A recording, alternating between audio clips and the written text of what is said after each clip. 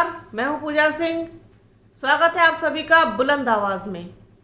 बुलंद आवाज़ को लाइक और सब्सक्राइब करने के लिए बहुत बहुत धन्यवाद। बुलंद आवाज़ आवाज़ है हमारी और आपकी, जहां हम वो बातें करते हैं जिनको कोई उठाना पसंद नहीं करता, जिनके बारे में कोई बात करना ज़रूरी नहीं समझता। आज भी मैंने ऐसा ही विषय लिया है जिसने पूरी इंसानियत को शर्मसार कर दिया है और पूरी मानवता का सर झुका दिया है। घटना 5 दिन पहले की है। कर्नाटका राज्य के चामराजनगर जिले के हेगोटारा गांव में एक दलित महिला ने लिंगायत स्ट्रीट के सामने लगे हुए सार्वजनिक नल से पानी पी लिया। पानी पी लिया तो ऐसा क्या हो गया? क्या हो गया अगर एक इंसान ने पानी पी लिया?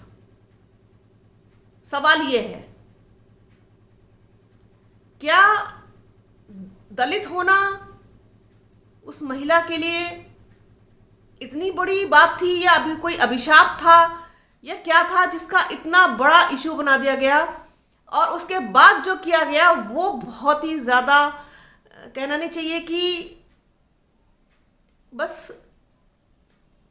पूरे सिस्टम पर एक सवालिया निशान लगा दिया। महिला ने सार्वजनिक नल से पानी पी लिया तो उस पानी के टैंक को या पानी की टंकी को गोमूत्र से साफ कराया गया। मतलब इंसान से ज्यादा साफ गोमूत्र है, जानवर का मूत्र है, उससे ज्यादा पवित्र है। इंसान अपवित्र है और गोमूत्र या मूत्र किसी भी जानवर का वो ज्यादा पवित्र है। ये सोच है हमारे समाज की, ये सोच है उस दूषित मानसिकता के लोगों की जो इंसान को उसकी जात बिरादरी से, उसकी धर्म से, उसकी जाति से, उसकी बिरादरी से और कास्ट से आंकते हैं। इंसान और इंसानियत पीछे है और जात बिरादरी ये सब ऊपर है। आज 26 नवंबर है, संविधान दिवस भी है। इस दिन, आज के दिन मैं ये वीडियो लेकर के इसलिए भी आई हूं कि संविधान ने जो हमें अधिकार दिए हैं उसमें समानता का जो अधिकार है वो उस अधिकार की किस तरीके से धज्जियां उड़ाई जा रही हैं। या कर्नाटका में या इससे पहले राजस्थान के जालौर में उस बच्चे ने पानी पी लिया था मटकी से, तो उसको इतनी बुरी तरीके से मारा गया, उसको पीटा गया कि उसकी बाद में डेथ हो गई। क्या पानी पी लेना गुनाह है? मुझे लगता है इस देश में पानी पी लेना ही गुनाह है सबसे बड़ा। कहां जा रहे हैं हम, कहां जा रहा है हमारा समाज? क्या फायदा है ऐसी शिक्षा का, ऐसे आधुनिक होने का, इतनी टेक्नोलॉजी के विकास का? और हम जिस तरीके की बातें करते हैं कि हम विश्व गुरु बन जाएंगे और विश्व गुरु बनने की होड़ में लगे हुए हैं और हमारे पास इतना सब कुछ सिस्टम है, हर चीज है, हर चीज का हम इतनी जोर शोर से बखान करते हैं, लेकिन एक महिला के पानी पी लेने पर हम उस टंकी को गोमूत्र से धोते हैं। एक बच्चे के मटकी से पानी पी लेने के बाद हम उसको इतनी बुरी तरीके से मारते हैं कि उसकी मृत्यु हो जाती है। इसके अलावा मैं अभी और जब इसके बारे में पढ़ रही थी तो कर्नाटका में और एक दो ऐसे केसेस हुए हैं जहां पर एक चोरी के शक में दलित युवक को बुरी तरीके से पीटा गया। ये सब कुछ दलित या दलितों के साथ ही क्यों? इतना शोषण, इतना अत्याचार आज के जमाने में कौन सी सोच के साथ जी रहे हैं हम?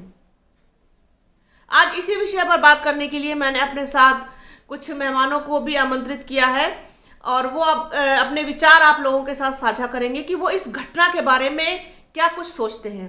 सबसे पहले मैं डॉक्टर जनार्दन यादव के विचार आपको सुनवाती हूं कि वो क्या कुछ कहना चाहते हैं इस घटना के बारे में। वरिष्ठ पत्रकार हैं डॉक्टर जनार्दन यादव, सारे मुद्दों पर, विषयों पर बहुत पैनी नजर रखते हैं। आइए पहले उनको सुनते हैं। नमस्कार।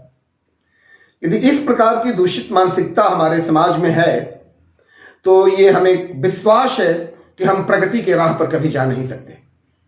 अभी अभी की घटना कर्नाटक राज्य के चामराजनगर के हेंगोरा गांव में हुई है। जहां 19 नवंबर को एक शादी में एक दलित महिला आई थी और दोपहर का समय था। उसी गांव में कृष्णदेव राय मंदिर पर एक सार्वजनिक नल से उसने पानी पिया। कथित रूप से यह सुनने में आया है कि उसी गांव के लिंगायत समूह के, जो कि अगड़ी जाति में आता है, महादेवप्पा नाम के व्यक्ति ने उस दलित महिला पर केवल पानी पी लेने के कारण अपमानजनक शब्दों का प्रयोग किया और गाली दी। आखिर ऐसा क्यों? हम नए युग में प्रवेश किए हैं, जहां पर नए नए टेक्नोलॉजी, नए नए संसाधन, उच्च मानसिकता की बात हो रही है, और वहां पर इस प्रकार की ऐसी घटना होती है तो हम सोचने पर मजबूर करते हैं, वो सोचने पर मजबूर होते हैं कि आखिर हम जा कहां रहे हैं। जब इसकी सूचना समाज कल्याण मंत्रालय को दी गई और भारतीय संविधान के अनुच्छेद और संशोधन अधिनियम 2015 की धारा 3A के तहत जब उस लिंगायत समूह के लोगों पर प्रशासन ने अपना नकेल कसा, तो वे लोग उसी गांव के 20 दलितों को लेकर के जा करके उसी गांव के सार्वजनिक नलकूपों पर दोबारा पानी पिलवाए। लेकिन ठीक उसके पहले उस दलित महिला के पानी पीने के बाद उस टंकी को साफ करके और गोमूत्र के द्वारा उसका प्रक्षालन किया गया। आखिर विज्ञान के इस युग में ये इस प्रकार के कृत्य ये प्रश्नवाचक चिन्ह खड़ा करता है कि एक दलित महिला के सार्वजनिक नल पर पानी पी लेने से उस नल में किस प्रकार की बैक्टीरिया या वायरस प्रवेश कर गए, और उस विषाणु और जीवाणु को साफ करने के लिए गोमूत्र का प्रयोग करने से क्या वो साफ हो गई?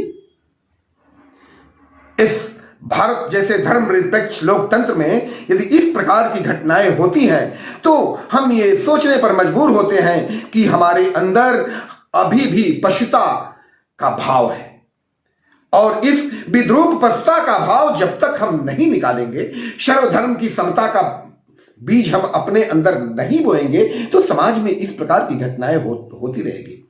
आखिर इसका निवारण हो कैसे? और कर्नाटक जैसा प्रांत जहां पर शिक्षा का बहुत बहुत ज्यादा उत्थान हुआ है, यदि इस तरह की घटनाएं होंगी तो हम ये एक सभ्य समाज अपने को कभी माफ नहीं कर पाएंगे। हमें इस नए परिदृश्य पर आखिर इस नीति पर अमल करने की आवश्यकता है कि इस प्रकार की विद्रूप मानसिकता, ऊंच नीच छोट, क्या पानी को भी बांटेंगे? पानी भी कभी अशुद्ध होता है, पानी प्रवाहमान होता है। जल, अग्नि, हवा ये प्राणवायु होता है, और इस प्राणवायु में मानव मात्र की यदि किसी प्रकार की उसका उपयोग होता है तो वो कहीं से भी दूषित नहीं होता है।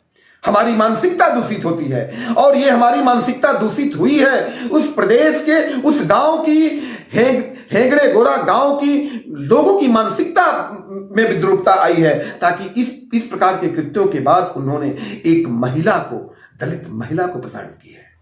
जब संविधान की धारा का उपयोग हुआ तो क्यों डर के मारे आप 20 दलितों को उसी गांव में पानी पिलाने लगे? ये गांव अभी इसलिए भी सुर्खियों में रहा कि कांग्रेस के नेता राहुल गांधी अपने राष्ट्र जोड़ो अभियान में उस गांव में गए, और उस दौरान उन्होंने गांव के दलित बस्ती और लिंगायत समूह के एक इलाके में वहां के जोड़ने वाले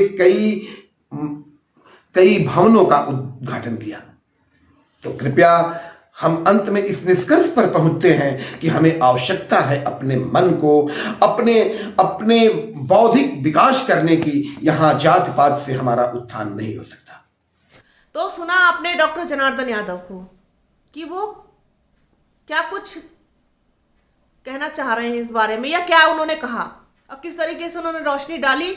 बिल्कुल सही कहा उन्होंने कि हम आधुनिकता के दौर में और इतनी टेक्नोलॉजी की बात करते हैं और हर चीज़ की बहुत बढ़ चढ़ के बातें करते हैं, और लेकिन सोच हमारी क्या है और हमारा स्तर क्या है, हमारी सोच का स्तर क्या है। इतनी घटिया हमारी सोच है कि हम इंसान से ज़्यादा अहमियत उसकी धर्म और जाति को देते हैं।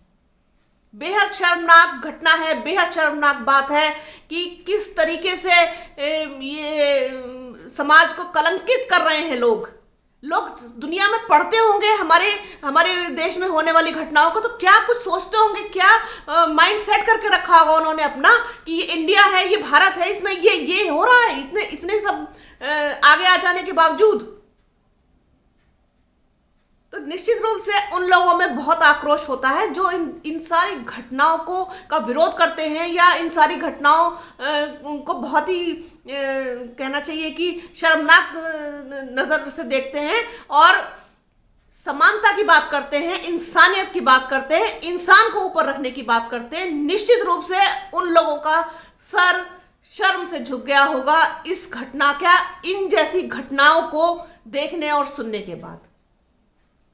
इसी कड़ी में मेरे साथ एक और मेहमान हैं, वो क्या कहते हैं मैं आपको सुनवाती हूँ। मनविंदर भिंबर जी हैं, वरिष्ठ पत्रकार हैं, वो क्या कुछ कहना चाहती हैं इस घटना के बारे में, आइए आपको सुनवाते हैं। देखिए, हम कितना भी आधुनिक हो जाए, लेकिन भारत में अभी भी जातियों का जो भेदभाव है ना, वो जारी है। और ये जो घटना है केरल की, ये उसी को दिखा रही है। बीते दिनों मैं आपको बताऊं कि राजस्थान में एक ऐसी ही जातिगत घटना का जिक्र हुआ था, जिसमें दलित बच्चे को वहाँ के हेडमास्टर ने केवल इसलिए पीट पीट के अधमरा कर दिया था क्योंकि उसने उसकी मटकी से पानी पी लिया था। बाद में उस बच्चे की डेथ हो जाती है। तो ये मामला काफ़ी सुर्खियों में आया था। और अब एक ये मामला है जो आपने जिक्र किया, जिस पे आप मेरी टिप्पणी लेना चाह रही हैं। तो दरअसल महिलाओं के साथ जो भेदभाव है ना, ये महिला को कमज़ोर करने के लिए किया गया है। दलित तो बीच में जुड़ गया है ताकि वो और कमज़ोर हो जाए और उनके कब्जे में आ जाए। और ये उसी चीज़ को दिखाता है ये जो घटना है चामराजनगर की। हालांकि इसमें पुलिस ने कार्रवाई भी की है, लेकिन कार्रवाई करना एक अलग बात है, और इस घटना का हो जाना ये अपने आप में वाकई में ही बहुत शर्मनाक बात है। और वाकई में ही मतलब आज के ज़माने में इस तरीके की घटना हो रही है। एक महिला पानी पी रही है टंकी से, और फिर बाद में उसको गोमूत्र से धोया जा रहा है। सोचने की बात है कि हम यूँ तो बहुत आधुनिक हैं, बहुत बड़ी बड़ी बातें करते हैं, लेकिन हम जा कहाँ रहे हैं। तो सब चीज़ें सोच पे निर्भर करती हैं।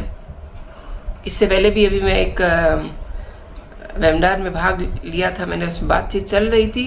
हम जब तक अपना माइंडसेट चेंज नहीं करेंगे, जब तक हम अपनी सोच नहीं बदलेंगे, ये दुनिया, ये समाज, ये हमारा परिवार कभी नहीं बदल सकता।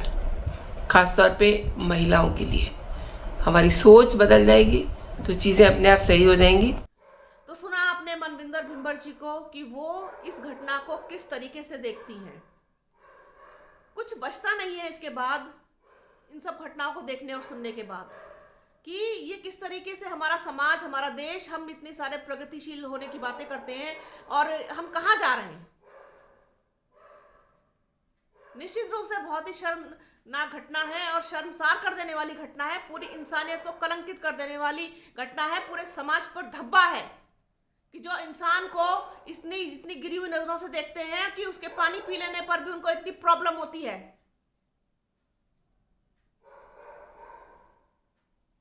तो क्या फायदा ऐसी शिक्षा का और हमारे इतने आधुनिक होने का?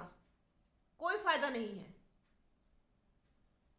तो सोचिए, इस बारे में सोचिए और खुद को इतना जागरूक कीजिए, खुद को इतना मजबूत बनाइए और अपनी सोच बदलिए। सोच बदलने की बात है कि इंसान बड़ा है या छुआछूत बड़ा है या धर्म और जाति बड़ी है। एक डॉक्टर इलाज करने से पहले बिल्कुल नहीं देखता है कि ये कौन से धर्म और जाति का है।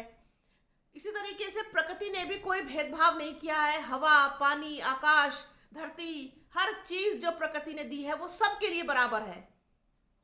तो फिर ये चीजें कहाँ से आ जाती हैं? ये सब सब मन का वहम है, मन का मैल है।